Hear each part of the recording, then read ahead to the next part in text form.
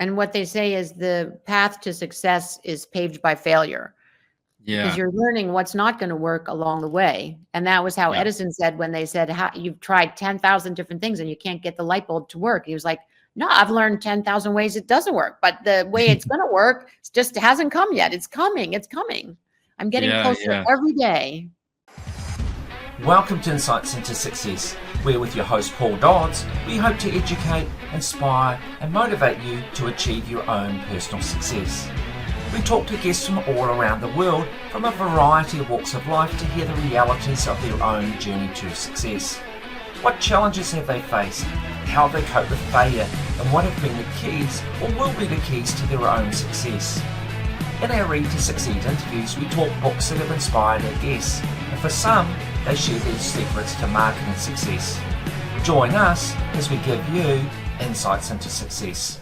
Well, welcome to Insights into Success, where our special guest today is Alicia Berberich. Now, Alicia, I am super excited to be talking to you today. I've done a little bit of research, and I think you've got some really interesting topics to talk about. But first, I want you to just tell us a little bit about what exactly it is that you do. Paul, I'm so happy to be here, and thank you for asking. Since 2012, I have been working with women to help them discover the negative or uncover the negative voice in their head so that they can deal with it to live their best life.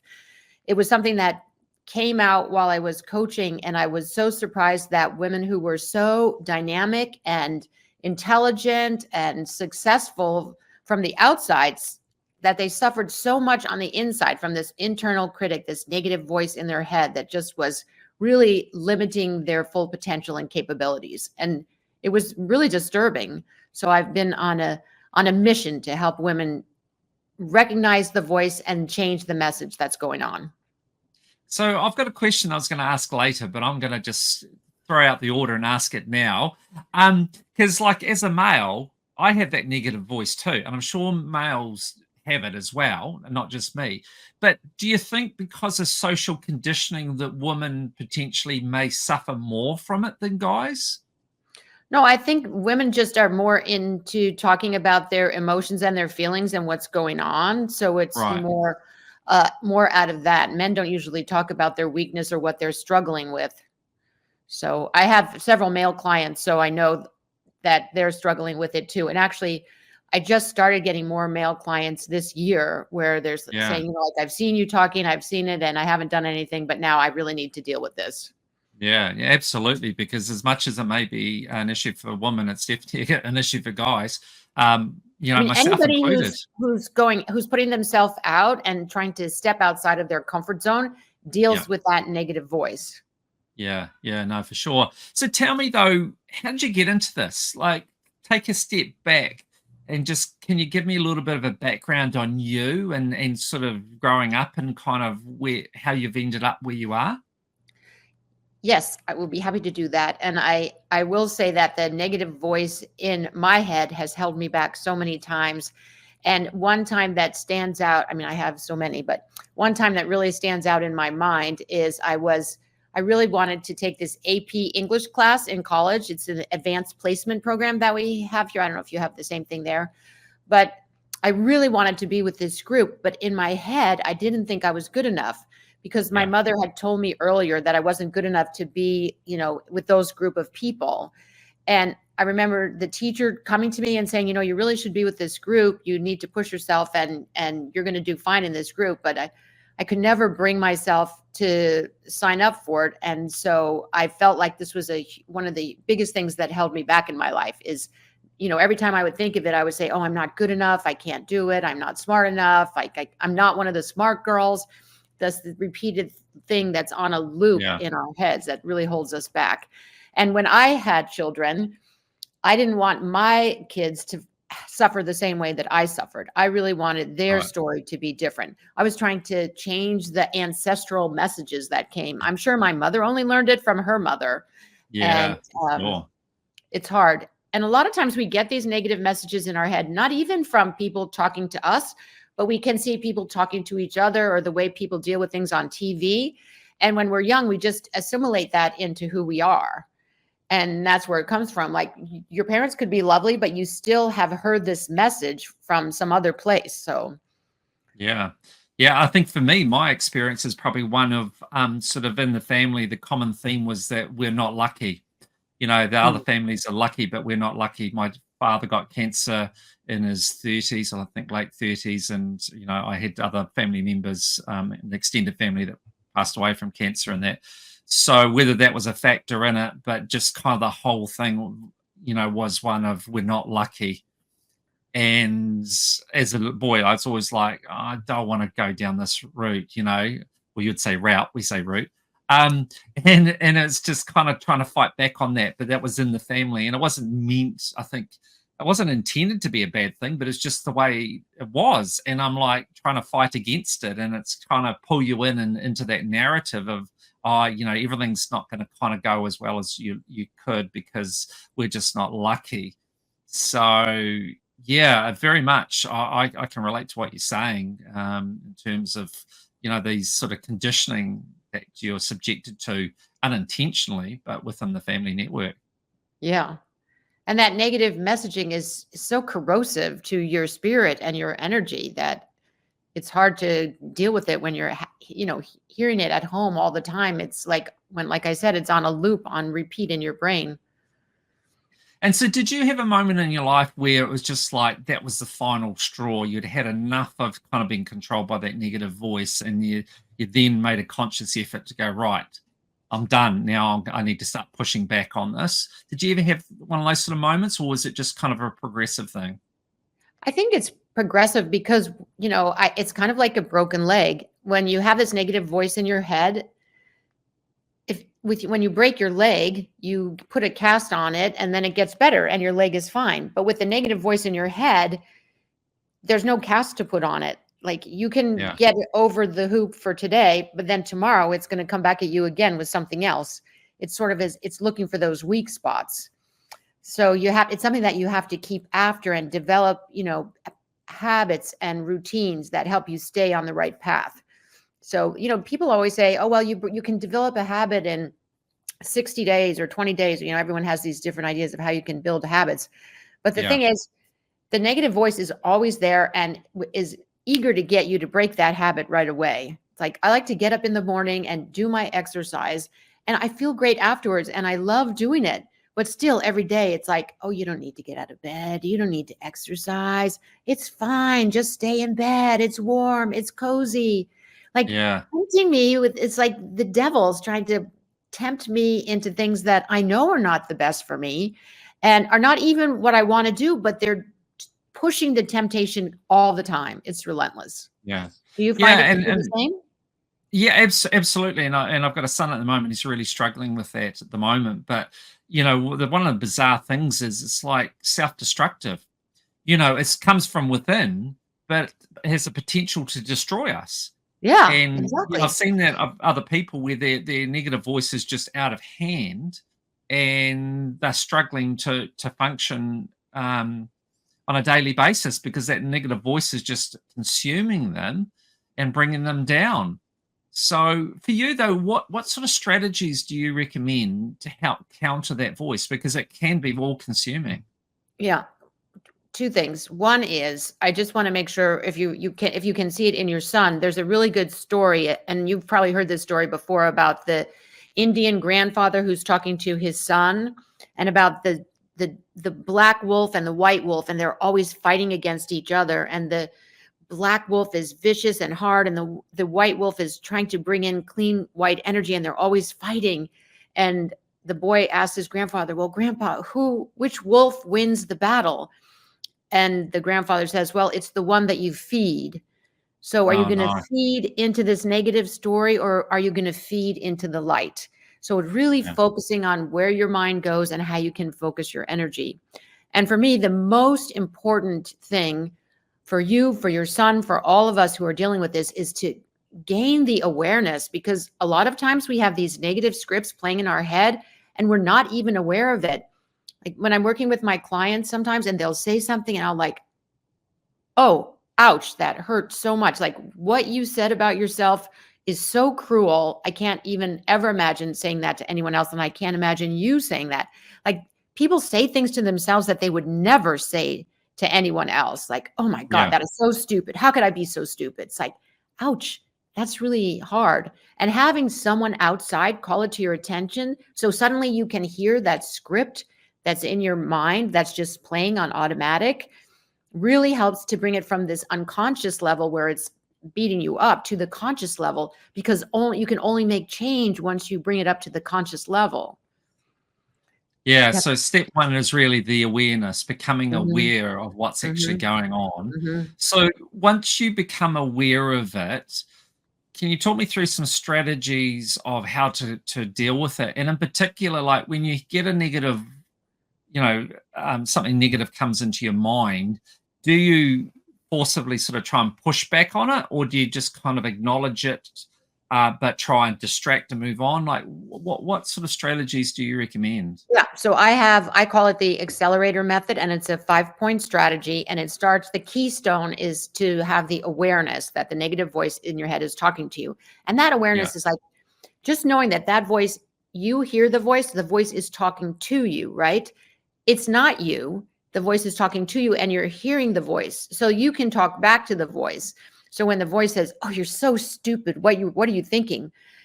So awareness, then the second step, as you said, is to acknowledge the voice. Oh, that's the voice in my head talking to me. Oh, I need to pay attention to that voice. And then after you acknowledge it, then to appreciate the voice, because people say, well, why would you appreciate that voice? It's so cruel and nasty. And the yeah, thing is, the voice is originally there to keep you safe. It's from, millennial, many, many years ago. And it's just trying to keep you safe. And it's talking to you out of fear and um, just being scared. It's a scared voice trying to protect you. But yeah, the things that we were scared about before, we don't need to be scared about now. Now we have other things to be scared of. But just by appreciating the voice for what it's doing to you. Oh, I hear you. That's the negative voice in my head. I really appreciate that you're trying to keep me safe. I know you're worried about what's best for me. And then add in loving kindness. Say, I understand that you're scared, and I understand that this situation is scary. And I know what you're talking about, but you don't have to worry, because I got a handle on this and I can do this. And especially with you on my side, like, we can do this together. So let's do this together. And then the next step is then to take action, to move forward, so that you're not wallowing in the fear. So yeah. awareness, acknowledge, appreciate, add loving kindness, and act with courage.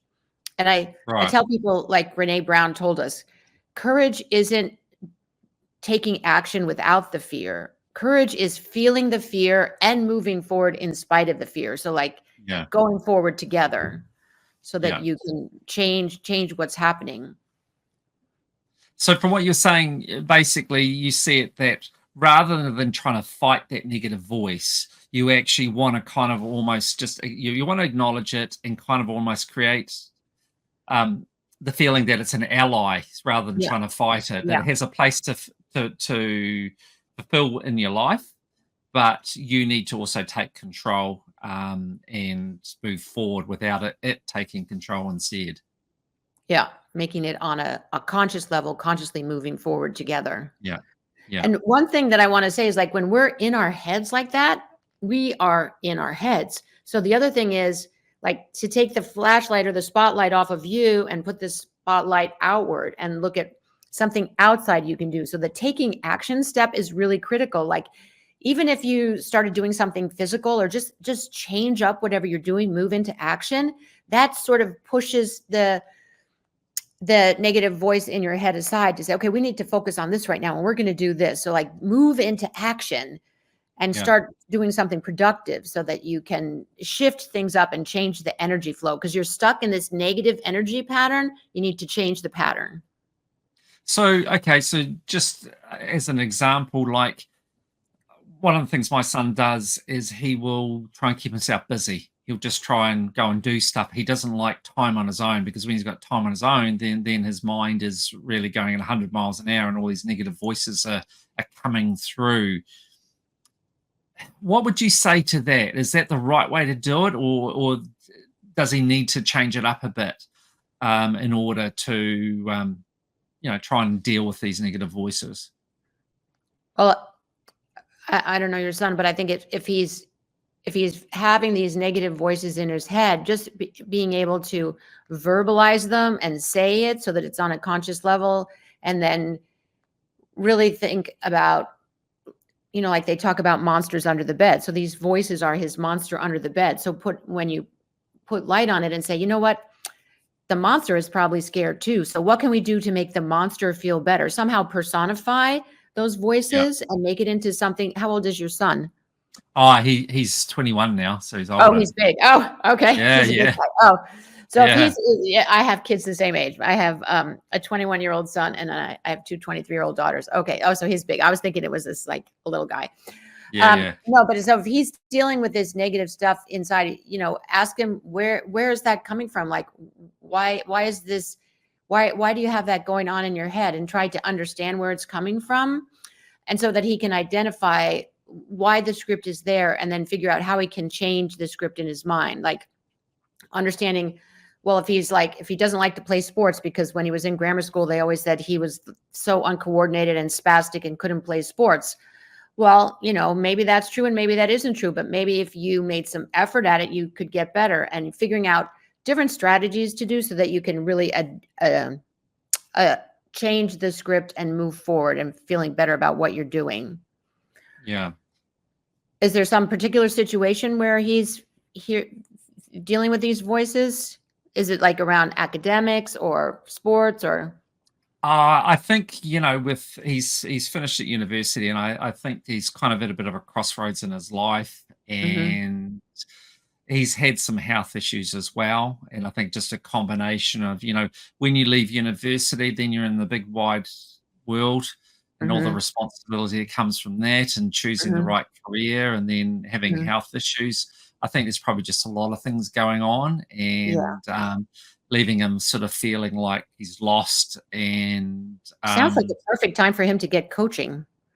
Yeah, absolutely. So, yeah, I mean, I guess from my point of view, this whole mindset is so important in the outcomes of our lives. I mean, he's just one example, but do you think that with society, the way we're evolving, that it's becoming more of an issue, or do you think it's just we're more aware of it now than maybe what we have in previous generations? Well, I think because of the advent of social media, there's so much stuff in our face all the time we're comparing ourselves to other people and seeing other people only at their best.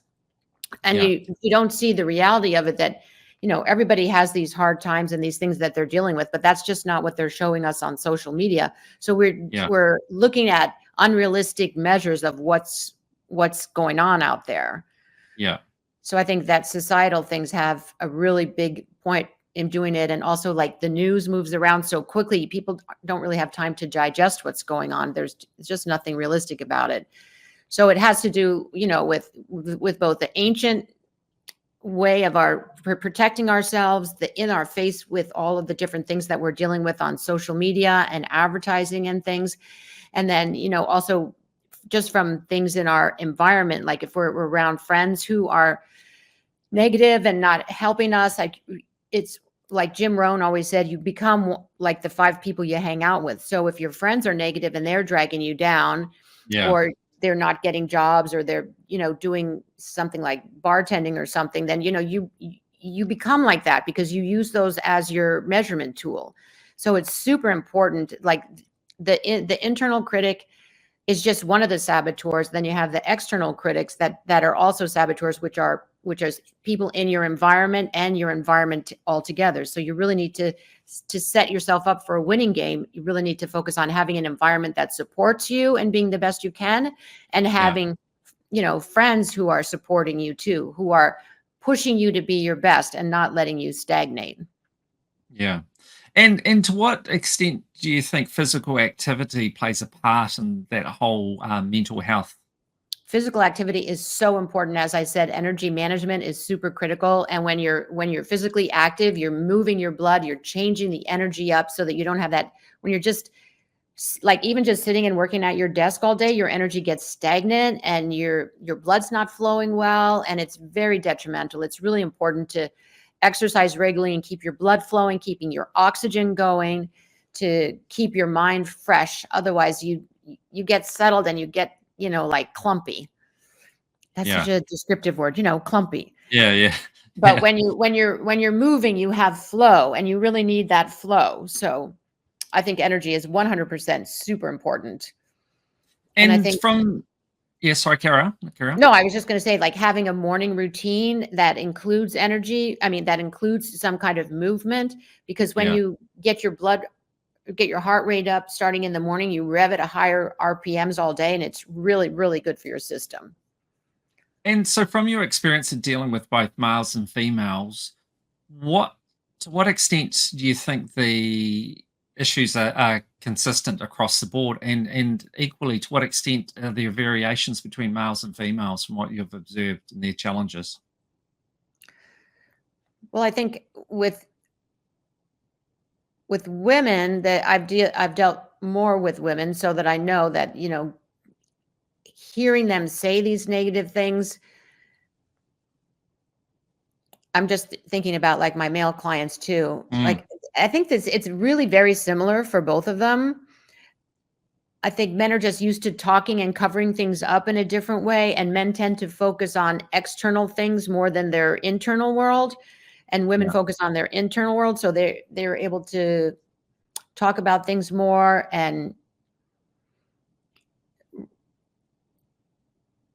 I think women are used to talking about feelings and emotions, and getting my male clients to talk about that. That's a little more challenging. Yeah. I was going to say, I guess as a male, that stereotypical. It's keeping up appearances, putting on a brave front. So not wanting to kind of peel back the layers and expose what might be going on behind the scenes. Whereas I guess females are a lot more open to that and accustomed to doing that. Do you remember the old movie City Slicker with Billy Crystal? And I have seen that. Herding some cows, and it gave them, the guys were there because Billy Crystal was having his midlife crisis. And what really became apparent is the guys only had relationships with their father when they were watching sports. So it was like they're both sitting together, focused on the TV. So they're not focused on each other, but they could have conversations because they were looking at something else. It's like you can have your best conversations with your kids when you're driving in the car. You're focused on driving and they're sitting next to you, and you're not looking at each other. You're focused on something else, but it's a way of bypassing the wall between your conscious and unconscious mind. You can kind of slip in there because of the rhythmic motion of the car that helps ease things up. So let's talk about manifesting. I'm interested to hear your point of view on that, and how that is connected to controlling the negative mind, the negative voice in your mind, I should say. Yeah. Manifesting is, well, I first got into manifesting like on a conscious level because I was working with these clients, and we would set up goals. I do regular goal workshops, and the people were coming back with the same goals year after year. And I'm like, that was your goal last year. Like what was going on that it didn't happen? And they would always say, well, life was so busy. I just fell to the back burner and I wasn't able to focus on it. And I was like, okay, well, what can we do to set you up for success so you can actually achieve what you say is important for you? And that's how I got into manifesting, because it's setting up a process, like a practice that you do that keeps them front of mind. Because when you have a goal, no matter how big it is, if you can break it down into small doable steps, then you work on every day. Even if your goal is to write a book, and even if you work on it 10 minutes a day, every day, you're going to be moving forward, and you're going to be seeing process, and you're going to be getting results. So with the manifesting, I have them create their big vision of what they want to do, and having that vision in their mind. And then I like to really harness the power of energy. So I have them think about a time in their life when they felt really successful doing something. It could not related to their goal, just a time when they felt really successful.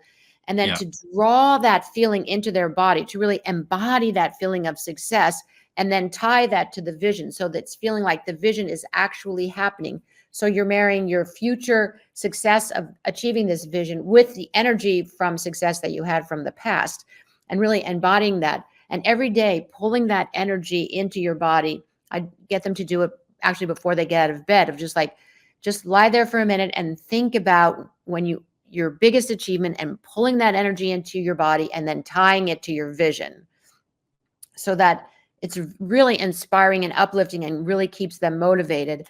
And I have it's manifest with destiny. So we have the desire, we have the energy management, we have the S is for the saboteur, which is dealing with the inner critic. Because how can you really achieve this vision if you are constantly listening to this inner critic that's saying you're not good enough, you're not smart enough? So really being able to focus on how to overcome that those limiting beliefs and that critic by using the 5-step method that we talked about. And then the external saboteur, setting up your environment so that it's working with you, finding friends that can support you and have a viewpoint of success instead of one of negativity. And, we're not lucky. Like, okay, that's not the case. Maybe you were not lucky in that moment, but it's not like something that's pervasive over you. Yeah. And then giving thanks, focusing on gratitude statements. And I really want to talk about gratitude statements just for a minute, because gratitude is so, so important. It's like the gasoline for the engine that really fuels it. And most people say, well, what you're doing with your gratitude statement is you're taking your future vision and putting it in a present tense. So like if you say, oh, I want to lose 50 pounds, then it's saying, I'm so excited, I've lost these 50 pounds. And then the important part is the because. Why did you want to lose that 50 pounds? And it's tying into the emotion of the feeling, like, because I feel so much better and I'm able to move more and I have more energy and I can really be the person I'm meant to be. So your gratitude statement includes, bringing the future into the present with your I am statement and the because emotional. And that really takes your gratitude statement up 10 times. So it's super powerful. And writing your gratitude statement out 3 times every day. And then taking inspired actions, like figuring out, I like my clients to have 3 things that they're going to do every day, like 3 things, not like a mile-long to-do list, but 3 things that they're going to do every day so they see actions. And then to navigate along your path, because the biggest thing that keeps us from achieving our dreams and desires are lesser dreams and desires that come in and distract us from what we're doing. So learning to say no to things that are interfering and taking you off your plan. Right.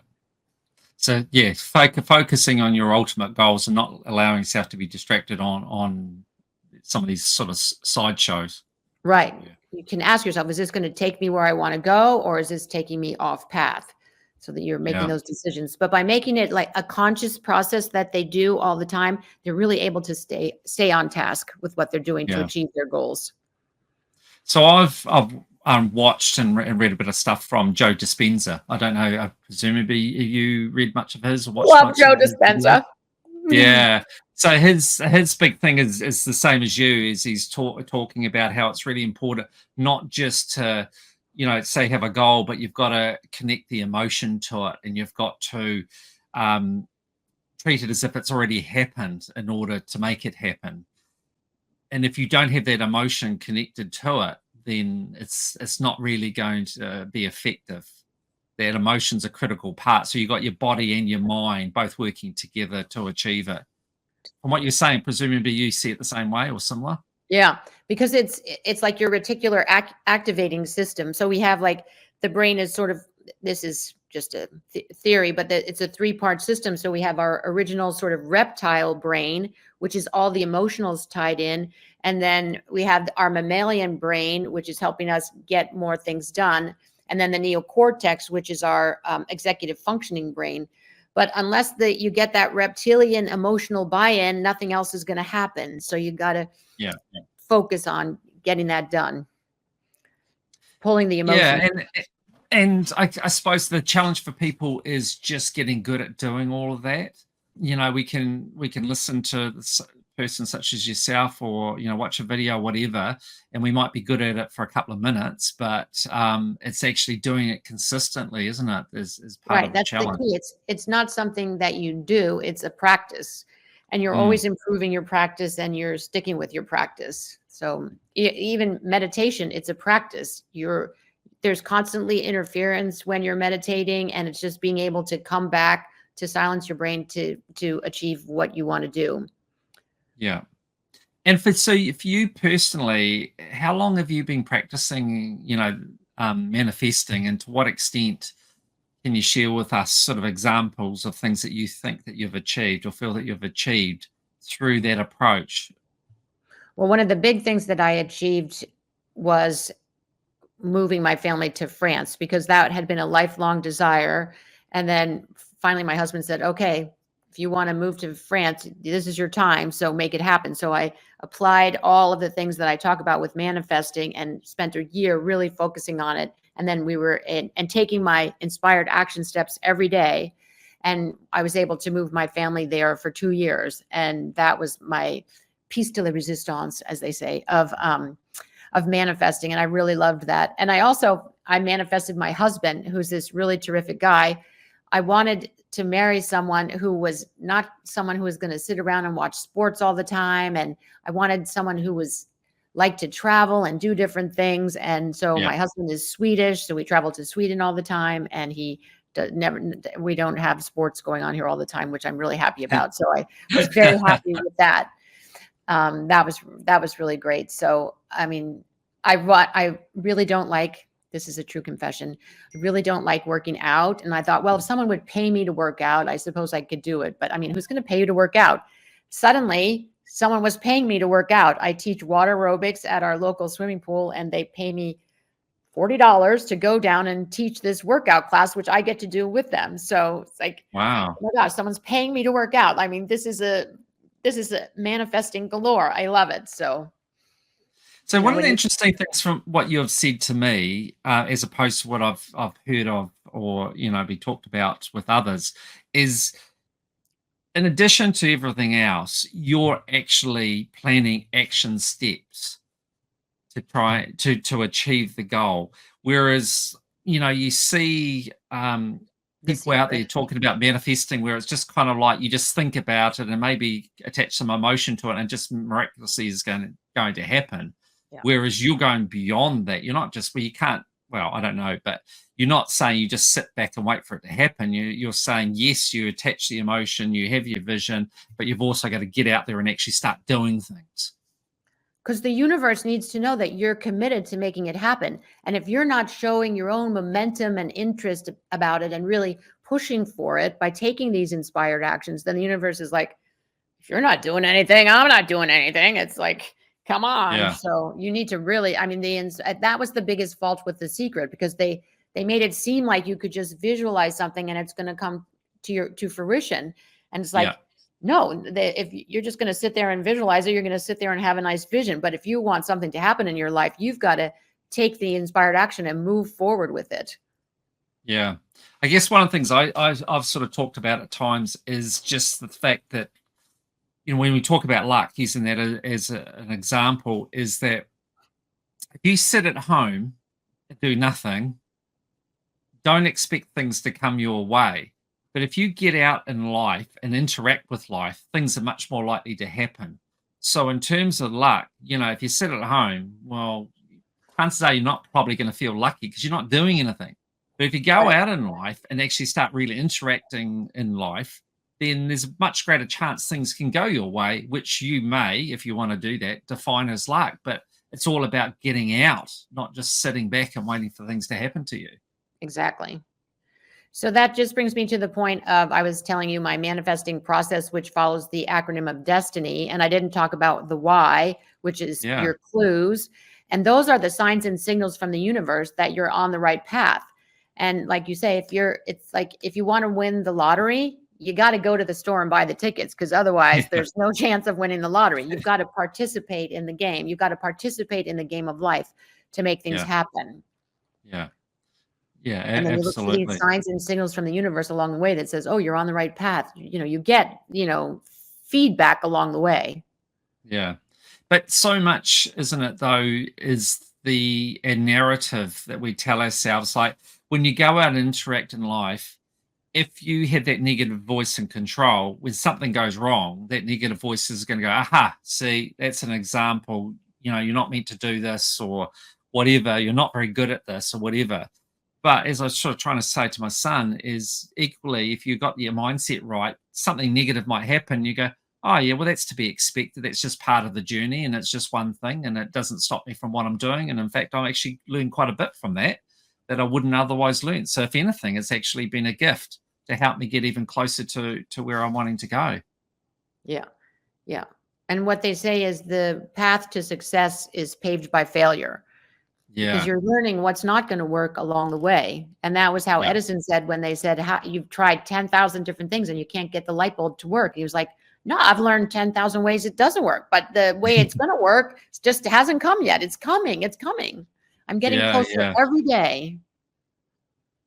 Yeah, so it's the old the glass is half full versus half empty outlook, isn't it? Which is so. And when they so tell important. you, oh, she was an overnight success, what they don't see is the 18 years behind that's been all the work that's been putting into this overnight success. Yeah, no, for sure. So I guess from your point of view, someone that is, I guess, like just coming out of university or whatever, or just someone young in life, what would you sort of suggest to them would be some good tips for things for them to do to help create good habits, to put them on the right track for controlling their negative voice and also manifesting the sort of things that they want to achieve in life? Yeah. Of course, having a clear vision of what you want, but if they don't have a clear vision because they're at a stage in their life where they just don't know exactly what they want, the key is then to focus on an emotion of how you want to feel. Like, how do you want to feel? Like for here, if you want to feel successful, well, what does success feel like for you? So being able to embody that emotion every day, and then really focusing on gratitude statements, being thankful for what is and what's coming. Like, I'm so thankful to get this job that I love that's paying me enough so I can have my own apartment, because I really want to be independent and have my own life and do things my way. So having tapping into your energy, tapping into the gratitude statements, taking actions every day that's going to move you in the direction of what you want or how you want to feel, and really figuring out, well, what is it that's holding you back? What are the limiting beliefs you have? So like by making these unconscious things, the saboteurs, conscious, then you can deal with it. If you can't see what's holding you back, then you don't know, but spending some time and thinking about it. So that's why I think meditation is so important, and journaling is so important for really getting in touch with your feelings. And that's really important. And really looking on the path, because what happens when you're young, and I think when you're young, you have a lot of opportunity, things come up, and it's to try different things and see, like, how are you going to know that you hate being a waiter if you've never been a waiter? Like, how are you going to know if you hate using AI if you've never done it? Like, you need to try different things and see how they feel. And you'll get into something that's going to work out, but you need to try things along the way and see. Yeah, I think one of the things that concerns me for young people these days is, the whole expectation on what they're going to do when they leave school and go to university, and the feeling that they need to get it right in terms of choosing the right degree, going down that right path. And from my perspective, I feel like it's a lot of expectation on very young shoulders when they're not really ready for that and not aware of a lot of opportunities out there that they haven't even come across. So my message, that I try to get across is, don't put that pressure on yourself. And if you do a degree and decide that was the wrong one, then it doesn't matter. You would have learned something from it. Yeah. But there seems to be so much pressure in society to get it right. Yeah. And I don't think that should be there. Think of your 20s as a taste test. It's Yeah. like in Baskin and Robbins ice cream parlor, you get these little pink spoons and you get to taste all the, get a pink spoon to try all the different flavors. Taste all the different flavors. Like, how are you going to know unless you try? Yeah. Yeah, no, for sure. So for you these days, do you work as a consultant and you have lots of clients and then you help work with them on a regular basis to work on their mindset so that they can sort of become the people they want to become and achieve the goals that they want to achieve. Yeah, I work as a coach and I work one-on-one, and I have also small groups that I work with. Yeah, yeah. And how do you find that? Like for you, presumably it must be quite a rewarding thing to do. It is. I really love working with people and helping them think about things in a new and different way. It's very rewarding. I do love it. And I love seeing the things that people come up with, that people are so creative when they're given the opportunity. So I love seeing what people come up with. And do you find by teaching others, it helps you with yourself as well? It helps your own learning? Yeah, that's such a good point that you make, because it keeps me fresh and keeps everything on top of mind. And that's why it's so important for me to do my daily routines and rituals, because I don't want to let myself down, and I don't want to come across as a phony to my clients. How can I tell you need to do this to be the best you can be if I'm not Yeah. doing it myself? So I show up fully for myself so I can show up fully for you. Yeah. And like after all your experience, do you have days where you kind of slip up and you're maybe not in, I don't know if control's the right word, but where things aren't as balanced as what you would otherwise be? I mean, we always have days like that. Like, for instance, I do intermittent fasting for my food regulation because I'm very nervous about Alzheimer's. So I have a small window, but I take it as a 5-2 approach. I can be perfect for 5 days, and then I get 2 days I can have breakfast if I want. Yeah. I don't always choose to do it, but I can do it. So I feel like you don't need to be rigid in life. You can be flexible. But here's Yeah. the dirty secret. It's easier to commit to something 100% than to commit to something 98%. Because when you commit 98%, you always have that little wiggle room. Oh, is today the day I'm going to take my cheat? Is today the day I'm not going to do it? There's always that little wiggle room. So determine in advance, like when you're going to take if you're going to take 5-2 or not, or when you're going to have your cheats. Right. And then stick to that. Yeah, exactly. Because then you feel so much better about yourself. Like when I get up and do my swimming in January and March, when the pool is like 47 degrees and it's freaking cold. I mean, it's just really challenging. I feel so much better about myself the rest of the day, and my blood is moving, and it's really inspiring. Yeah. And it's so freaking hard. It's I was hard. going to say that Every time when I'm climbing out of the pool, I say to myself, I do hard things. I can do hard things. I do hard things. Yeah. And that's part of it, isn't it? An important part of it is to challenge yourself and do things that otherwise you wouldn't do. Right. And that's how you grow. Exactly. Yeah. Whereas if you stay in your comfort zone, then life's easy, but then it's boring. There's no growth going on in your comfort zone. You got all that stuff down. Like, you don't want to stagnate.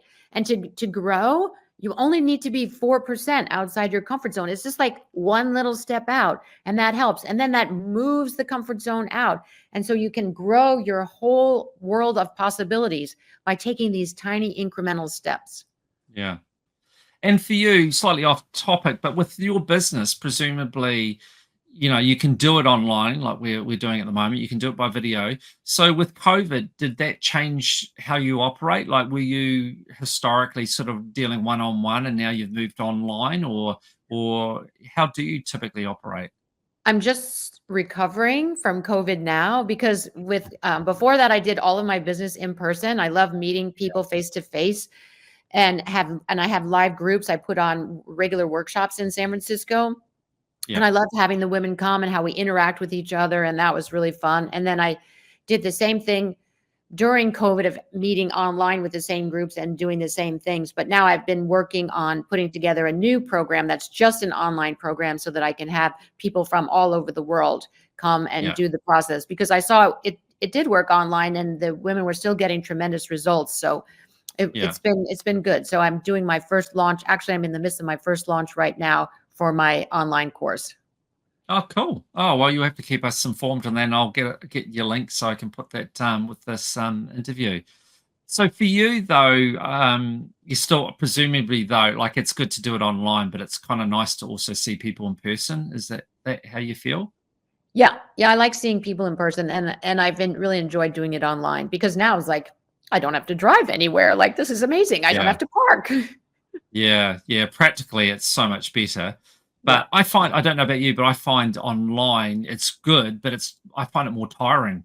Having to look at a screen and talk to someone for an extended period of time, I find that much more tiring than if I was just in another room, in a room with them having a chat over the Yeah. same topics. Yeah. Yeah, It is hard. It is draining. But it's also because it's like your focus becomes so intense during that time. Like if you're meeting in a room, you can, look around and like I yeah, used to meet my clients in a coffee shop. So we would have other things to sort of yeah. distract us. So now it's a kind of a maintaining an intense focus. Yeah, no, for sure.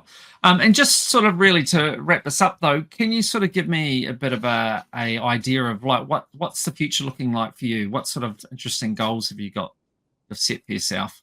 My big goal now is doing my launch. So it's pushing the edge of my comfort zone because today I did my very first Instagram live, which sounds like such a Cool. little thing, but I'm very apprehensive about technology and how everything Yeah, will work, but it worked just fine and it was easy yeah, and Instagram made it all very possible. And so I'm trying different things that I haven't done before and learning and really enjoying that. And I have been improving my video game and learning to, step up and be on video more. So that's been a big goal for me. So, but my yeah, goal is to really connect with people all around the world to take them through the process to help them be the best they can be, to sort of yeah, unshackle themselves from the bond of that nasty inner critic that's really holding them back so that they can really grow to develop because the world desperately needs all the things that we have to give, and unless we can get over that negative critic, the world's going to be missing. It's like a puzzle and all the pieces aren't there. It's really frustrating.